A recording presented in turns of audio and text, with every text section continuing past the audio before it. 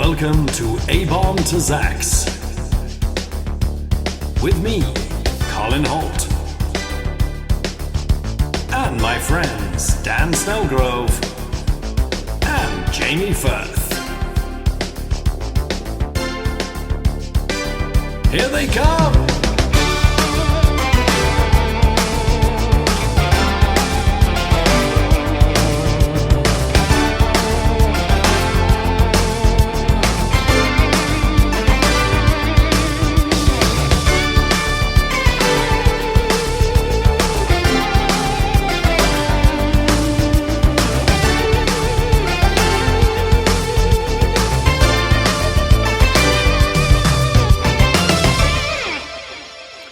Hello again, a happy new year, lovely listeners. Thank you for coming back. If you have come back, if you haven't come back, you won't know this is being said. This is abombtozzzax, my favourite Marvel character, where I, Colin Hoult, go through every single character that Marvel has ever created, or at least the ones on the Marvel Unlimited app, and discuss them. Who are they? Where have they come from? What are they up to? What do they bloody want? And are they any good? We have a list, an order, top 1 to however many we get to. It could be 300, it could be 500. I haven't counted how many there are yet, but I'm in the process.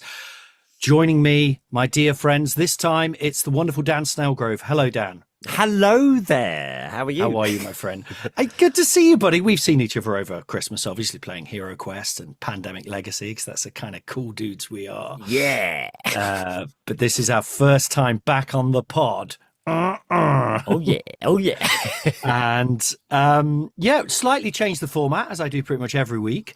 This time I think we're going to delve into the character bit by bit. I'm going to, for listeners who don't know anything about the characters, I'm going to sort of give you a good old overview of it, but at the same time Dan's going to jump in with his thoughts from the comics that he read. I curate a special list of comics for each character, which you can find if you become a Patreon. Join us at abombtozzzax.patreon.com. It's probably the other way around. I've never got it right. Patreon.com/abombtozzzax. Please check how you spell Zax first. And you can become a member, following us, reading along with us, seeing the order, the list, and you can also suggest to us characters you would like us to do first. Even though we're going A to Z, we're also jumping around a bit, because otherwise you get stuck with characters like Anna Lee. Bless her, R.I.P. Anna Lee. We'll never forget you. So this week, Dan, we're going to the Motherland, to Mother Russia. Oh, feels edgy. Yeah, why not? If appropriate. Literally today, the new president, Donald Trump, threatened Putin, I believe. Maybe threatening's going too far, but he said to him, you need to sort yourself out. Interesting. Let's not get into the politics of that. The reason we're going to Mother Russia is because coming soon is an MCU movie called Thunderbolts Asterix. Did you know it was actually called Thunderbolts Asterix? No, the only reason I know about this is because I was in a panto, and the dame of the panto is very much into the comics and stuff as well. So I happened to mention it, and I was like, I'll have to tell Colin about this, or speak to Colin about this. So yeah, he said Thunderbolts, but I didn't know the Asterix bit. I'm assuming it's nothing to do with Asterix and Obelix. No, it's not. It's not Thunderbolts plus Asterix. We haven't broken the universes quite yet. Would that be a good are coming to the rescue then? There was a Batman versus Scooby-Doo cartoon at one point, but I don't think we've done Thunderbolts versus Asterix, but that would be fun. But so first of all, I want to know, what was the dame? What was it? Who was it? What was it? Who were they playing? It was Widow Twanky? This was in Snow White. So it was she was called Sarah Soggybottom. Yeah, classic Brothers Grimm character. Of course, we all know Soggybottom. Yeah, my friend Reese played the dame fabulously for 48 shows. Previous owner of a games cafe. Oh, it'll be dead chuffed we're talking about him. Yeah. Where is he on the comic spectrum? Well, he used to run a games cafe. I mean, he's in. He's in. Yeah. I mean, we didn't talk too much about comics, but I'm sure he's going to listen now. Yeah. Oh, great. One more listener. Yes. Maybe doubled. even a delicious Patreon. So anyway, Thunderbolts Asterix is coming out. The Asterix was added later. So they announced Thunderbolts was coming out. Then they said it's Thunderbolts Asterix. No one knows what the Asterix refers to. I've got a very strong idea. I'll tell you, the general thinking is the Asterix is Dark Avengers. We'll come back to that another day because we don't have time. But anyway, the Thunderbolts... Thunderbolts is a whole thing which we'll go into another time. I think we're going to do like 3 of these around the Thunderbolts before the movie comes out. So we're sort of going to look at all the different characters. This week, we're going to look at the Winter Soldier and the Red Guardian. Now, originally, none of those characters are part of the Thunderbolts. Thunderbolts as a concept is a completely different idea, but we'll maybe come back to that another time. Essentially, what the movie appears to be is that the Contessa, who appears in one of these comics, who's played by Julia Dreyfus from Veep, which is a good bit of casting there, has put together a kind of, Dark Avengers. So it is essentially has put together a what do you call them? Black Ops squad of Avengers. Or like doing the stuff that's too dirty for the Avengers. That's kind of, I think, and also government led rather than. But then bizarrely, at least 3 of them are Russians. No, 2 of them are Russians, and one of them is the Winter Soldier. So let's start with him. Right. Mr. James Buchanan Barnes, or Bucky for short. Apparently he's 5'9" and weighs, I just saw this on the Marvel Fandom and I put my iPad down. He weighs a lot. But I think that's because he's got a metal arm. Yeah, that's got to weigh. Weighs like 1,000 kilograms. You've missed some of the ones that me and Nick did, but a lot of it came. I've gone up to 100 kilograms. Actually, I've gone down to 99 today. Yes, that's 2 digits. Desperate trying to lose weight. Okay, I'm trying to get to Gambit's weight because he's my height and he was 82 kilograms. So that is one of your least favourite. I know, but I'd love to look like him. Yeah, fair enough. Yeah. You're going to have a purple under thing that he was wearing, that lycra under his jacket. Yeah, good. You'd look. But a man at 100 kilos wearing that does not look as cool. Does not look anywhere near as sexy, Dan. I've never seen a large man in lycra before. I just want to also point out to any casting directors who aren't listening to this, I'm wearing the weight well. As my gym instructor said, "Oh, you don't look it." Anyway. Winter Soldier is 1,117 kilograms. That's got to be mainly the arm. How does he carry that around then? That's a good question. That's a hell of a good question. Okay, so how does he carry that arm around? And also, it's created in the 50s or the late 40s. So they've got some pretty good technology going on there. And it's still treated like it's kind of top tech now. Does he sort of walk like wonky? Because he's just really hobbled. He can't. Dragging it along the floor. Dragging it along. Presumably it has its own his own weight system. That doesn't work, does it? Like anti-gravity on it or something. Would it need that? Okay, interesting. It's a heavy arm. It's the heavy arm of justice, you could say. Like lightning, which is something he says in the Thunderbolts. So we don't have a huge amount of time to do these. Let's jump in there.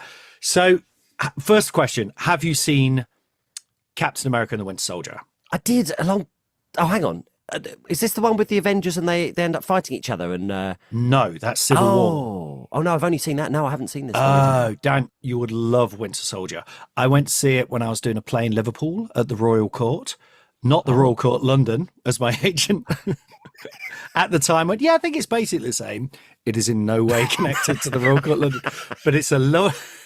They basically put on a lot of John Lennon musicals and such, but it is a wonderful place. And the people I had a fantastic time. And one day, bored out my school, because, you have a lot of days free, when you're doing a play abroad. Liverpool is not abroad, but, I went to see The Winter Soldier.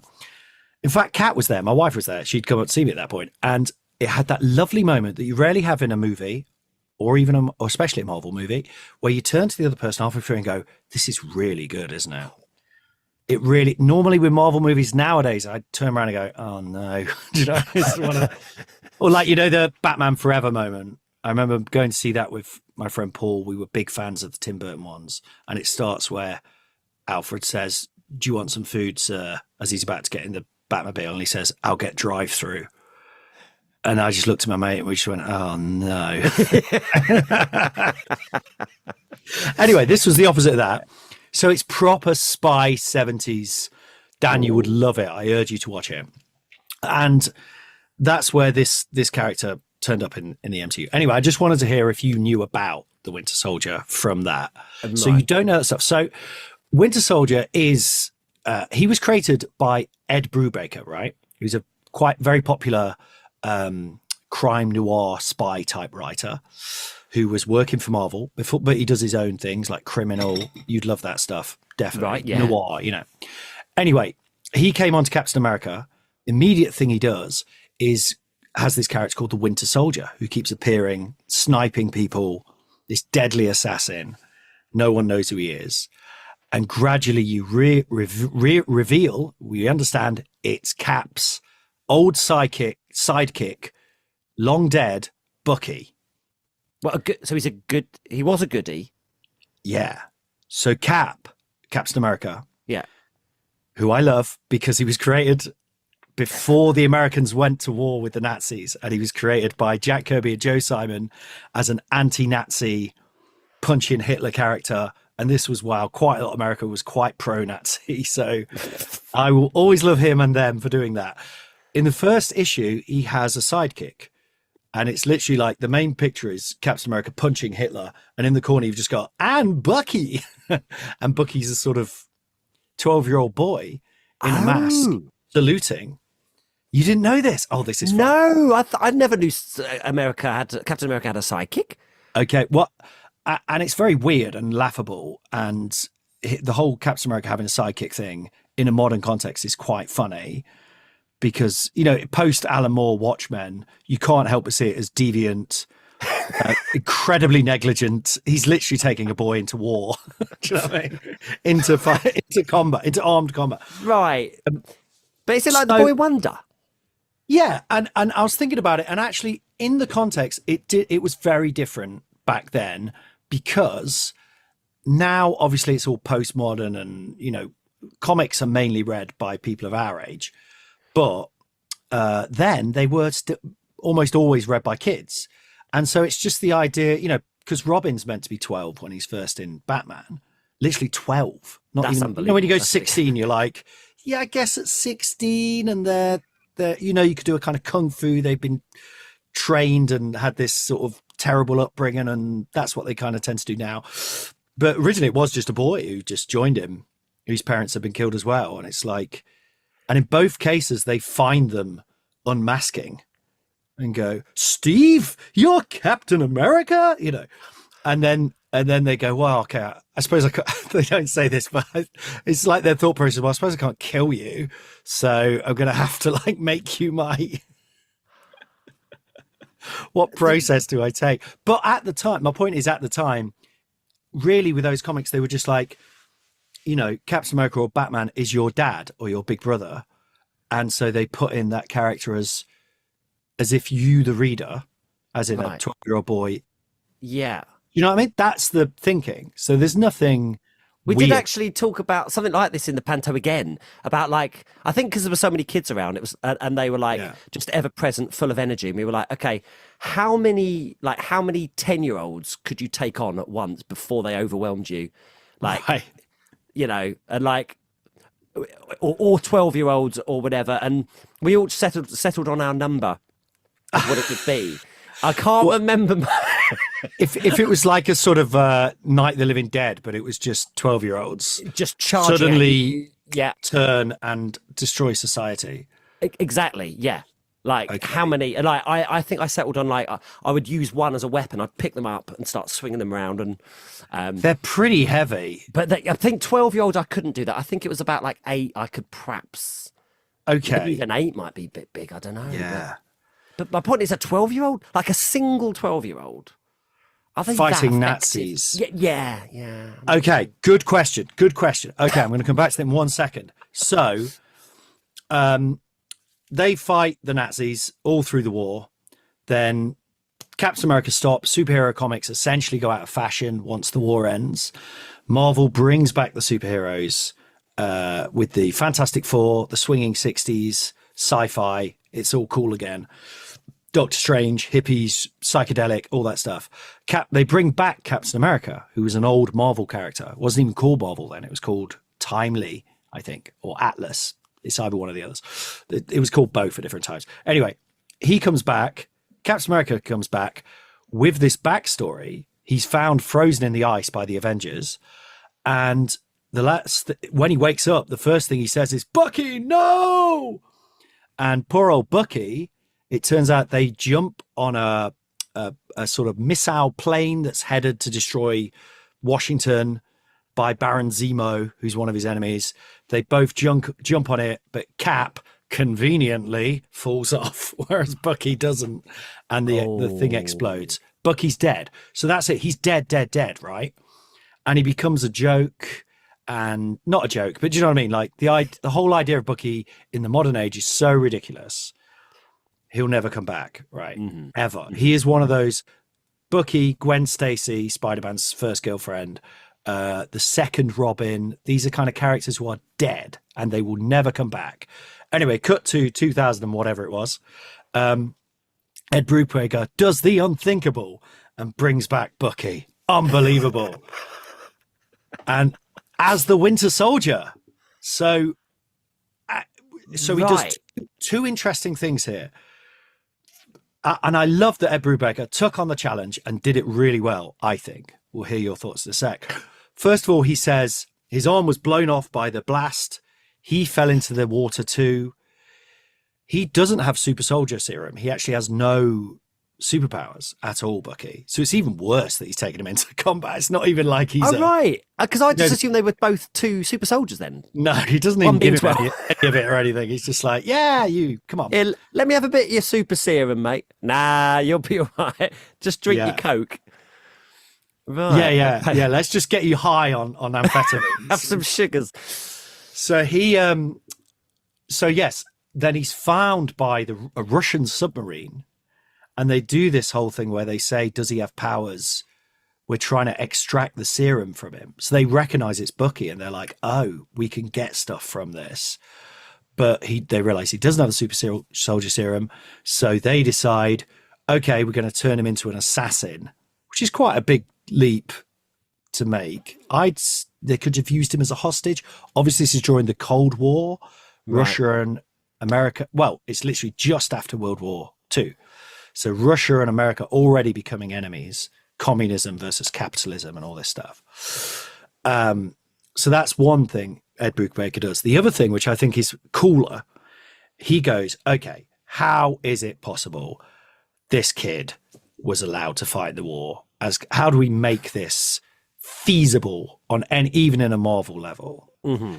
And so what they do is he is brought up on an army base.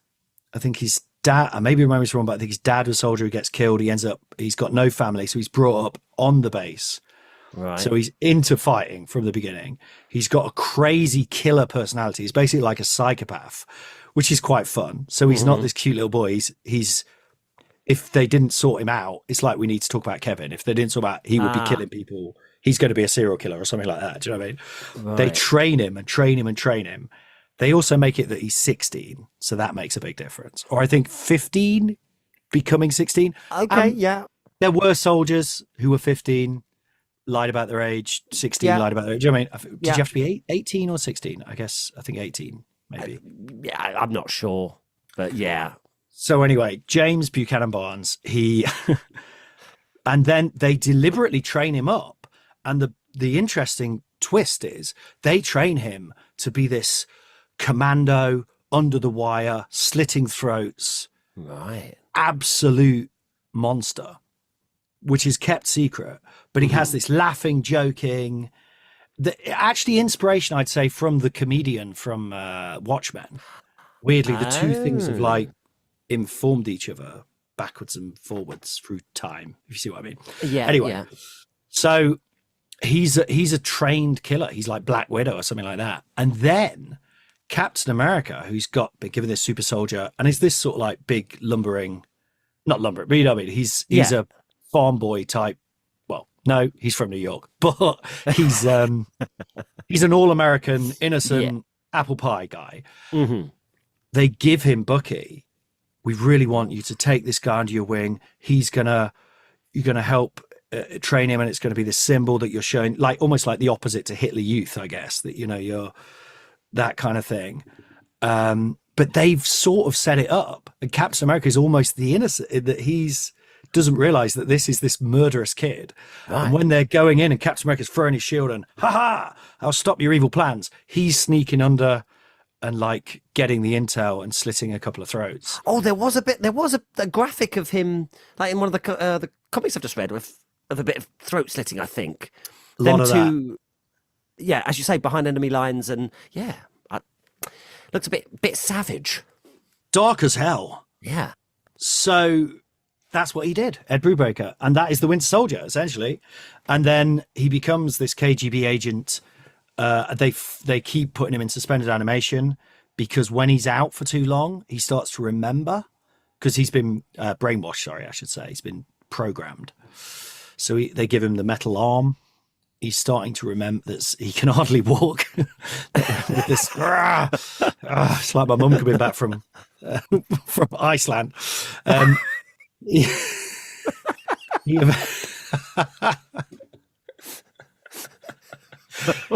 Okay, there we go. But yeah, so they bring him out and there's that lovely sequence.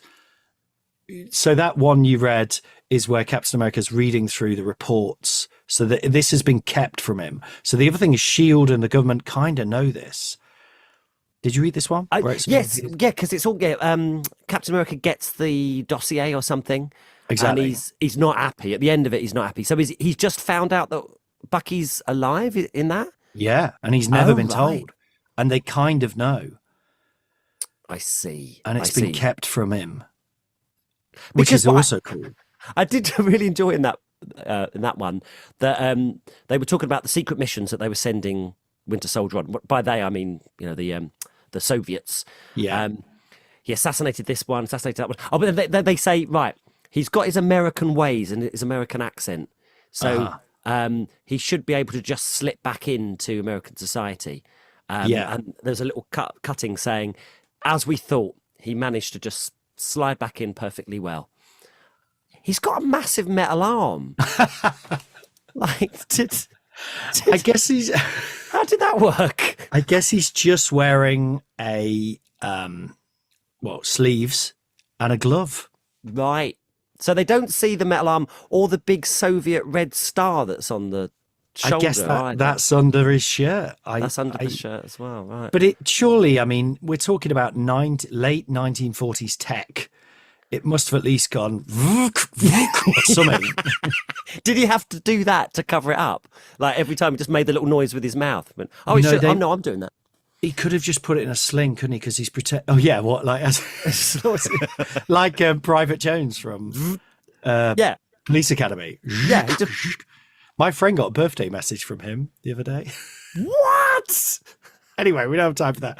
He could have just kept it in a sling, couldn't he? And say, because he's like he's pretending to be an American soldier. He could just say, it's been burned. It's been a horrible accident. I can't show it you. But then when they find him, wouldn't one of the doctors go, "Oh, I'll take a look at that for you, mate"? Yeah. Oh no, it's fine. It's bit of a leap. I mean, you didn't writing wise. You didn't need to put the arm in at all, did you? He could have just survived the thing. Yeah, and he's just really good at killing. But they put it in. Yeah. It looks good. Yeah, it's cool. It gives him a thing because he doesn't have powers, so it gives him. He can crush your head if he must. Anyway, eventually, Captain America finds out about this. The Soviet Empire obviously has collapsed, so he's now used by they make it very modern, a kind of oligarch, a kind of what's his name, Abramovich type character, I guess, who has somehow inherited him from the general who had him before. I can't remember how, but he's got him. He has certain codes that he says to keep him brainwashed. So if you say these code words, he'll go back into his state, his fugue. And he's using him to get the cosmic cube. Remember the old cosmic cube full of spaghetti? Oh, yes. Created by AIM. It's back. So he's trying to get hold of that. Anyway, it ends in a big fight, which you didn't see. Captain America, Winter Soldier does not remember Captain America. Eventually, they come in a standoff moment. Captain America says, "Shoot me." He knows now he's Bucky. He goes, "I know it's you, Bucky. Break out of it." And what I do like is they don't do the common trope of like, "Cap, is that you?" or anything. You know what I mean? They don't. Yeah. He does just shoot him. But Cap flips out the way, throws his shield, knocks the cube out of Bucky's hand, grabs it, and says, "Remember who you are." No hesitation either. Cap doesn't go, "Should I be using this thing? Should I?" And uses the cosmic cube to remind Bucky who he is. So from then on, he becomes a kind of wandering warrior trying to redeem his past, because he's killed, diplomats, innocents, soldiers. And he's an American. The American military is everything to him. And he's spent the last 50 years gunning them down for the enemy. He gets all those memories back. Yeah. So he can remember both. So he can remember the old right. stuff, and he can remember killing all these people. The problem after that for me is, what do you do with him? Because once it's kind of been revealed, it's always set half in the past, half in the present. Do you know what I mean? Because the interesting stuff, the fun stuff, is those little World War II clips. That's where it comes alive. To myself, when it was him and Hawkeye? Yeah, together, it was just kind of like it kind of could have been anyone. I think he was like Winter Soldier could. I could have put any like kind of edgy guy in there. Because maybe, like you say, maybe the story's been told. Maybe. Yeah, it's kind of over. And now he has an on-off thing with Black Widow. There's a whole story where he takes over a country, but I started reading that. It was just bollocks. There's one where he becomes the man on the wall, which is like this character who is defending Earth from alien races. I did not see this coming. Right. Okay. What country did he? No, sorry, the world from alien races. So, he took over. They do that. No, he took over a country that was a separate one. Right. I don't know. I think it was some made-up Latveria type country. Okay, right, yeah. He changed his name to Revolution, but I think it's all a plot by him and Cap. I don't know. He becomes Captain America for a while when Captain America dies, but he's basically just exactly the same, but he's got a gun. So I don't know. The problem is, what do we do with him? And he reminds me a bit, unfortunately, and I feel like Wolverine, my favorite, but sometimes falls slightly into this, which is, do you remember a series in the 80s called Renegade? No. On TV. But you know those, okay, I don't know why I always think of Renegade. It was a man on a bike with a mullet, and he would go from sort of on a Harley, and he'd go from town to town solving injustice. So it's kind of like the Incredible Hulk TV series format. Yeah, okay, that is familiar, actually. But I feel like that format is kind of death, because it just, do you know what I mean? If it's Clint Eastwood and it's a Western, that's different, but yeah. But I did enjoy Tales of Suspense we read. I'm going to put rather than go through all which comics we read, I'm going to put them in the list. Tales of Suspense, where he's teamed up with Hawkeye. They're trying to find out, Black Widow at that point is dead. They're trying to find out if she's alive or not, or if it's all a big trap. That was the most fun I've had with a comic for ages. I might say something controversial here. Okay, let's hear it. I started reading it, and you know what you said about turning to the person in the cinema. I did a little moment like that, turning to other Dan, who was, I imagine, sat there reading with me, and I did do a grimace, because sometimes the writing of these comics, they feel like they're written by a real nerdy person, and I'm a nerdy person, so like no, nothing against nerdy people, but it feels like it was written by a nerdy person for nerdy people with like nerdy type speak. And I was a little bit like, I don't imagine that they would speak like this, as in Hawkeye particularly was very like, I don't know, it's hard to describe. But I want to say very quickly though, that faded away. There was a little bit of that. I got a little bit of the ick, but then actually I did really enjoy it. I did. It's a fun spy romp. It was like a movie, I thought, like a good sort of Ocean's 11. Not, I never even liked Ocean 11, but like a sort of caper mystery. And Black Widow is very cool in it. We should come back to it when we do Black Widow. But well, Hawkeye is a prat. He is kind of he's got a temper. The movie Hawkeye is actually very flat, but the comics Hawkeye, temper, always fighting with Cap, always like after the ladies, inappropriate, not a bit of a sleaze, but funny. He is a he's a nightmare. Probably quite ADHD. So they really push that buddy cop. Winter Soldier is the boring, stoic, serious one. Yeah, I guess I saw that immediately. I was like, okay, this is what's going to happen. Yes. And it's like how you do it. At first, at first I found Hawkeye just a bit annoying. As in, like, I'm not going to enjoy this interaction. But then I did, actually. There was a great bit when he was trying to split up the fight between Winter Soldier and... was it Black? No, it wasn't Black Widow. No, it was Black Widow at the very end. And Hawkeye was like, should I take the shot? Should I take the shot? And then doesn't. And there's like 5 images where he's sort of going like, should I shoot? Should I not? And then he lowers his bow and just like, okay, guys, can we just, time out, hold on. And like manages to split them up. And it's quite amusing. I think that's done well. I enjoyed that bit. And I had to go, this is good. This is good. And there's a bit where he throws a burrito on a policeman's head, which is quite fun. Yeah.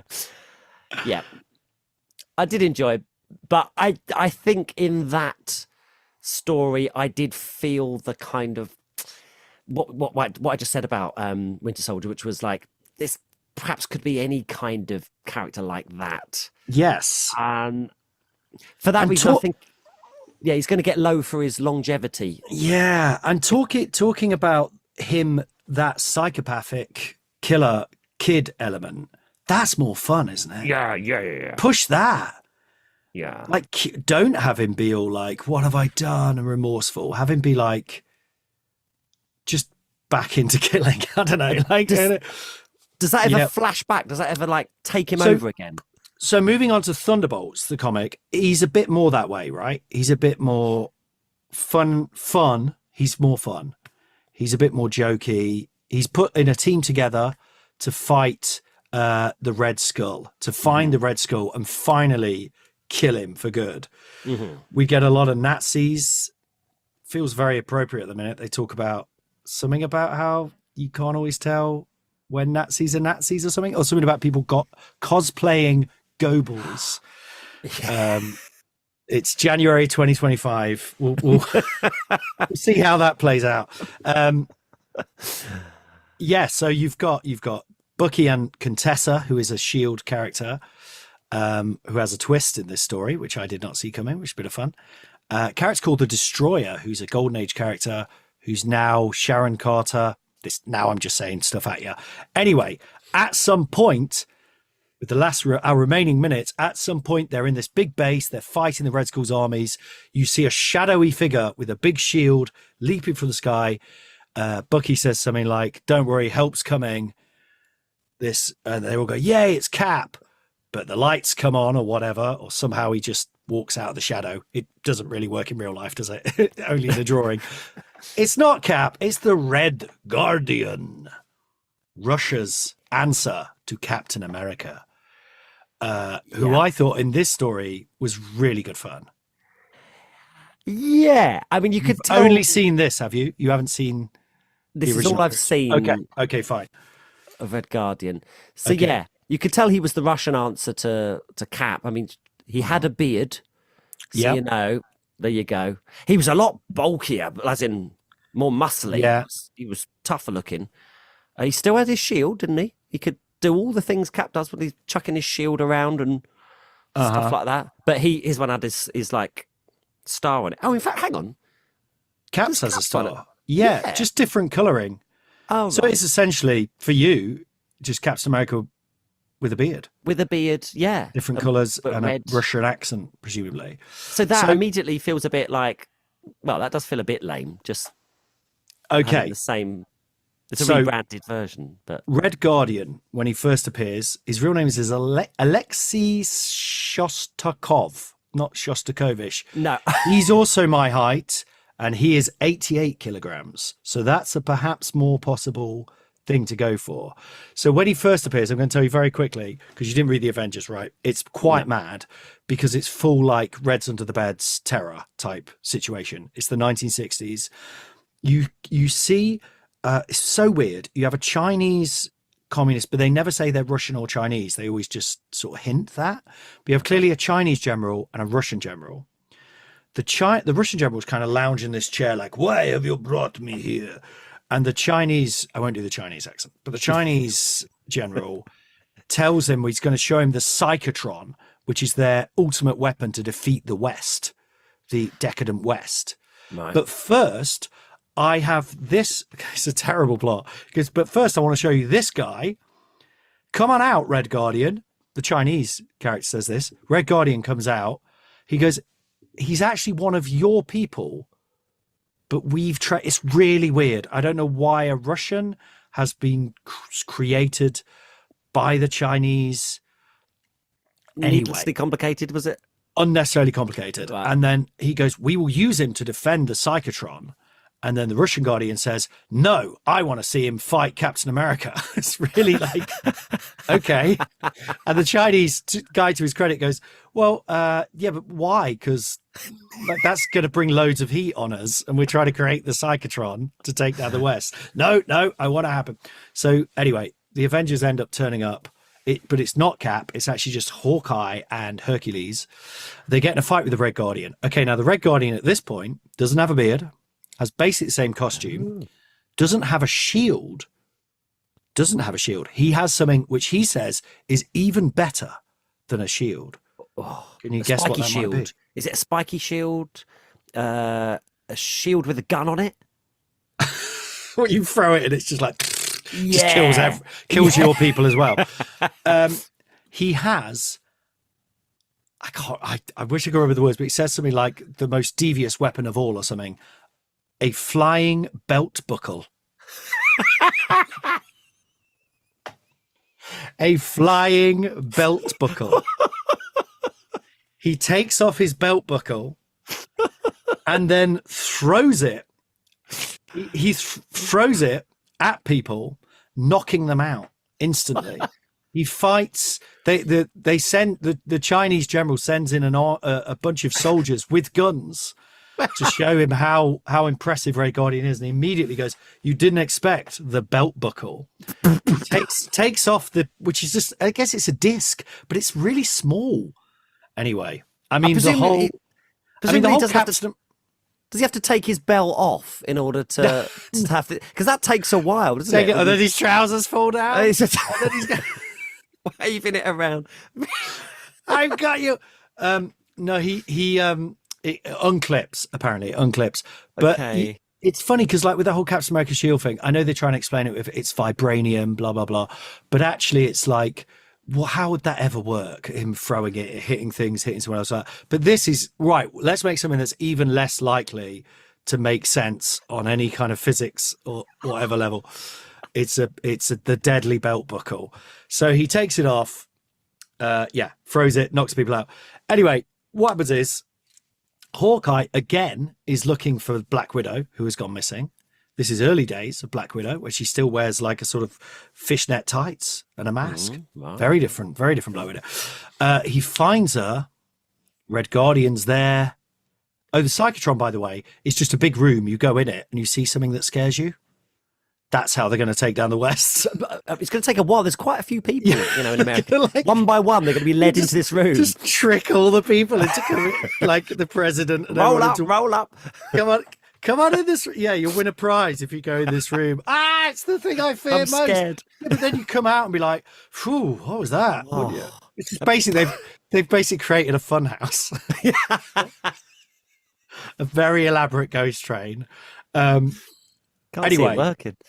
it only turns out that the Red Guardian appears, takes his hood off, and Black Widow goes, Alexei?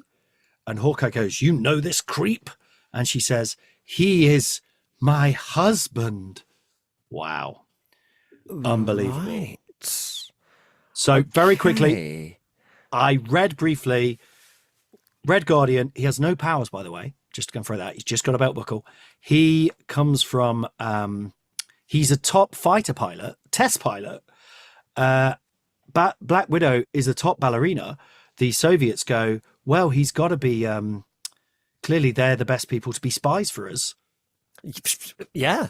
But then they have to pretend the Red Guardian's dead, so no one knows. So and they go, and they know that Black Widow, somehow they work out Black Widow will be so upset, she'll decide to become a spy as well, even though she doesn't know he's a spy. Unnecessarily complicated again. So there you go. There's Red Guardian. Okay. You've got to go in a minute. The last thing I say is he goes from that character, who is basically Red Grant from Russia with Love, but with a belt buckle. Because at least he's got a garrote. Red Grant, he's got an actual weapon. In a way, I guess it's that kind of idea, is it? Like Rosa Klebb has the deadly shoes. Yeah. They're just like, okay, deadly shoes, deadly belt buckle. Deadly shirt, deadly comb, deadly... A shirt that kills. Yeah. Just gets really tight really quick. You have to get them to put it on. Yeah. Just wear this. First of all, it's like the Psychotron. You have to have a sale on all these shirts. Everyone buys a shirt, they get home and it's press a button. It's a bit like Halloween 3, Season of the Witch. We'd have time for that. Anyway, Dan, before you go, one last thing I'll say about Red Guardian, which is sort of the missing piece of the puzzle that you don't see, is the movie Black Widow came out. In that, Red Guardian's in it, played by David Harbour. He does it, basically turns him into a comical character. So Black Widow's a spy in America as a girl. Mm-hmm. He's her spy dad. So they're like a spy family. Dad? Sleeper agents, but not her real dad, a sleeper agent type way. Right. They end up getting found out, having to run. She doesn't see him again for like 25 years. She finds him. He's in prison. He's got his big beard, drinking vodka, arm wrestling everyone. He's become a kind of, I am Red Guardian kind of character. Yeah. And he keeps talking about his glory days when they had Red Guardian action figures and all this sort of stuff. They don't really say why he's in prison. I think probably it's like the Soviets, or not the Soviets anymore, Putin, unnamed, is ashamed of him or something. I don't know. Do you know what I mean? He's a relic, so they've shuffled him off into prison. Anyway, Black Widow gets him out, and now he's going to be in the Thunderbolts. I suspect he's going to be the best character in the Thunderbolts. Really good, but it's not down to the character, is it? It's down to the brilliant David Harbour's hilarious version, I would say. So, do you have 2 more minutes? Oh, yeah, I can ask one little question, if I may. Yes, please do. I'm just aware of your time, old friend. Thank you. Yeah, what happens to Red Guardian then in the comics? Does he just becomes he's a goodie now? Or? Well, okay, so in that initial story, he's always got dignity. So he's a kind of Russian character, but he's not like those swarthy generals. He's meddling, and he's got a dignity, and he's trying to do the right thing for his country, So he's not quite Colossus, the X-Man. Yeah. But he's sort of in between those two kind of tropes, I'd say. So at the end of that story, he ends up sacrificing himself, I believe, because Captain America's about to get killed. So the other weird thing is, even though he's communism and Russia, a patriot, he's also, his hero is Captain America as a sheer, beautiful figure of a man. He wants to be Captain America. So I think, the generals are going to unjustly, they're going to like shoot him in the back or something like that. I haven't read it. I read about it. And so he sort of, uses his belt buckle to like stop it, but by doing so blows himself up with the Psychotron or something. So he's dead then. Then he pops back in various like stories where there's zombie characters, or whatever. He's always one, where like someone, I will bring back your worst enemies who died. That happens about 5 times. Avengers comics, by the way, are generally really bad until the modern age. Anyway, then he comes back as a character called Widowmaker, which I guess is in response to the Black Widow film. So you've got Black Widows and Widowmaker, so he's kind of on their side. But then the later stories, so Russia has an Avengers equivalent called the Winter Guard, which include one of my favorite characters, Ursa Major, who is an alcoholic who turns into a bear. A lot of fun. We met this bear. We met the bear? Well, I met the bear in this one when Black Widow was trying to work out what was going on in the Red Room. Yes. Oh, that was cool. It was very cool. But I was very like, good artwork. Who's this bear? So I wasn't going to ask. I was going to save that for when we get to the bear. But I think they do it very cleverly, because it's like Black Widow in a state of coming out of hypnosis or whatever. And so she's going, is there really a bear here at all? So you do it as if it's like her dream. But then it's like, oh no, there really was a big bear. There really is a bear. Ursa Major. And he's a major, so his name's Major Ursa Major. Brilliant. But yeah, okay, we'll get to that. Wonderful comic stuff there. So I guess with Red Guardian in the end, what's interesting, I wanted to get into more, but we talked about dames and such, and that's fine. But maybe we'll talk about it next time we go to Russia. How do you do Russia now? Do you know what I mean? Because obviously in the past, they were just the enemy, easy.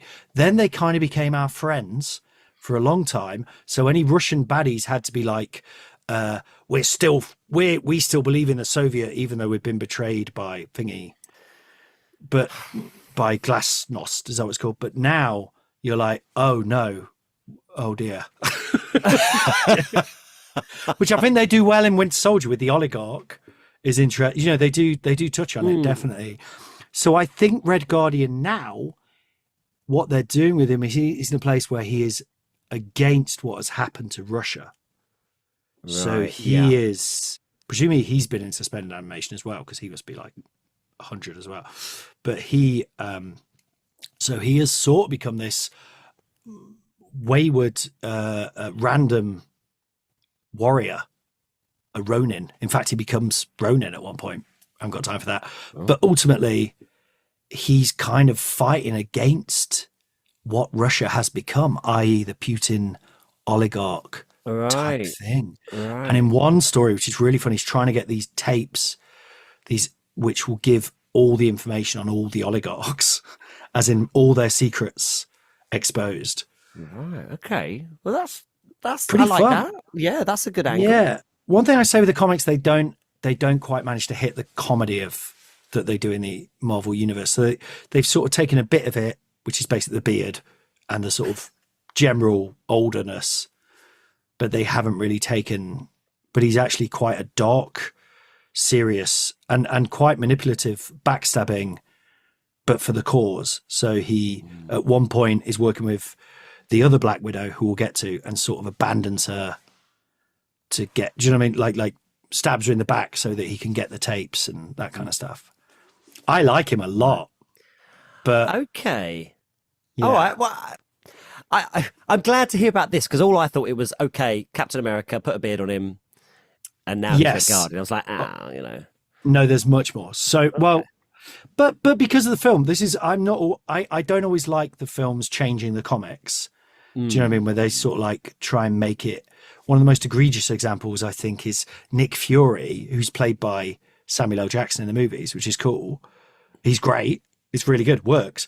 But then they've sort of said Nick Fury has a son, but he's basically Samuel L. Jackson. And now Nick Fury's gone and he's Nick Fury Jr. And it's just the most crowbarred in. We've got to make it like the movie. It's really bad. But I feel like stuff like this is quite a good example of, Okay, so where do they sit in the order? We'll do Winter Soldier first. So, Daniel, if we could just have some countdown music. Dun, dun, dun. You know that? Do you remember the older countdown on Saturday mornings? Countdown? The chart. Not countdown. Oh, the chart. The chart countdown. Top 10. Top 10. Is that how it went? In 8. I don't know.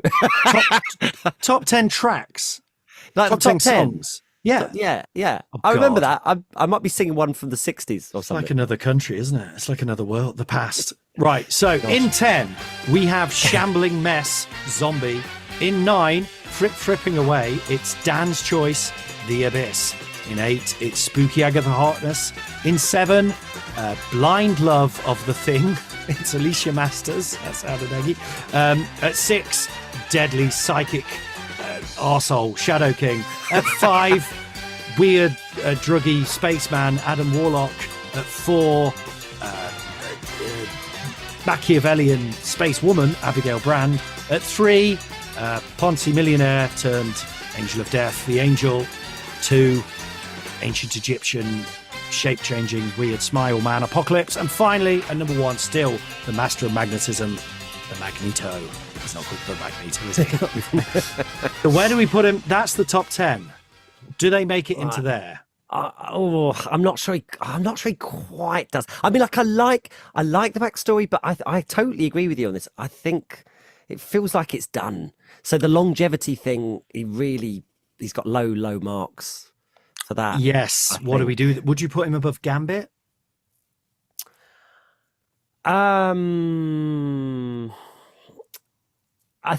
Maybe just I'll Just above Gambit. Yeah. Below Genius Amadeus Cho. That was the kid, wasn't it? Yeah. Yeah, around there, maybe around there somewhere. Yeah, Maybe above him. maybe Amadeus just Cho. above. Yeah. Okay. Above Amadeus Cho is Angel Salvadore. We liked her, didn't we? I can't remember. X-Men, Butterfly Wings. Throws up. Oh yeah, no, she was really cool. Yeah. We I liked enjoyed her. her. Okay, so he's in at number 12. He's at number 12. Okay. Red Guardian.